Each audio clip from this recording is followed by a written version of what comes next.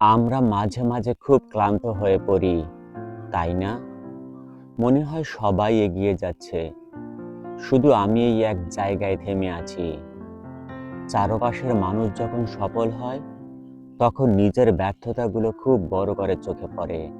কিন্তু সবাই একটা কথা মনে রাখবেন, সবার জীবনের গল্প কিন্তু এক নয়। এই যে দেখছেন, ছোট্ট একটা বীজ, তাকে রোদ সইতে হয়, ঝড় সামলাতে হয়, আর মাটির অন্ধকারে একাকিত্ব লড়াই করতে হয়। আমরা শুধু গাছটা দেখি, তার ধৈর্যটা দেখি না। ঠিক তেমনি কেউ 20 বছর বয়সে সাফল্য পায়, আবার কেউ পায় 40-এ। তার মানে এই নয় যে সেই মানুষটি ব্যর্থ। আসলে আমাদের প্রত্যেকের জন্য আলাদা একটা সময় বরাদ্দ আছে। দ্রুত পাওয়া জিনিসগুলো খুব দ্রুতই হারিয়ে যায়, কিন্তু কষ্টের বিনিময়ে যা পাওয়া যায় তার মর্যাদা এবং স্থায়িত্ব দুটোই অনেক বেশি। তাই অন্য কারো সাথে নিজের জীবনের তুলনা করবেন না।